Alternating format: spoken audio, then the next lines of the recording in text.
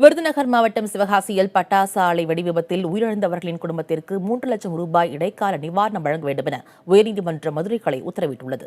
அது குறித்த கூடுதல் தகவல்களை செய்தியாளர் சகாய பிரதீபாவிடம் கேட்கலாம். சகாய பிரதீபா, சிவகாசி பட்டாசு வெடிவிபத்து உயர்நீதிமன்ற மதுரை கிளை வழங்கியுள்ள உத்தரவுகள் என்னென்ன?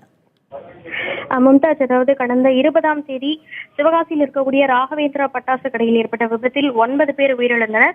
இது தொடர்பான வழக்கினை உயர்நீதிமன்ற மதுரை கிளை தானாக முன்வந்து வழக்காக எடுத்து நடத்தியது. இது தொடர்பாக பட்டாசு கடைகளில் விதிமீறல்கள் அதிக அளவில் நடைபெற்று வந்தது கண்டறியப்பட்டது. இந்த விதிமீறல்கள் இந்த விபத்திற்கு முக்கிய காரணம் எனவும் நீதிபதிகள் தெளிவுபடுத்தினர் விசாரணையின் போது.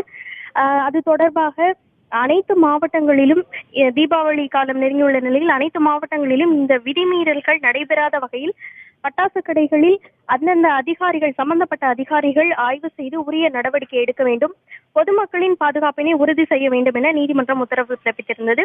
இந்த நிலையில் இன்று இந்த வழக்கு விசாரணைக்கு வந்தபோது விருதுநகர் மாவட்ட காவல்துறை கண்காணிப்பாளரும் சிவகாசி துணை காவல் கண்காணிப்பாளரும் நேரில் ஆஜராகி விளக்கம் அளித்தனர்.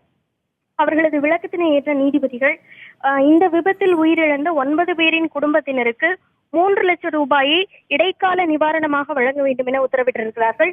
அதோடு அந்த தொகையை வரும் நவம்பர் 25ஆம் தேதிக்குள் அந்த குடும்பத்தினருக்கு வழங்குவதோடு அது குறித்த அறிக்கையை 28ஆம் தேதி நீதிமன்றத்தில் அறிக்கையாக தாக்கல் செய்ய வேண்டும் என தெரிவித்திருக்கிறார்கள்.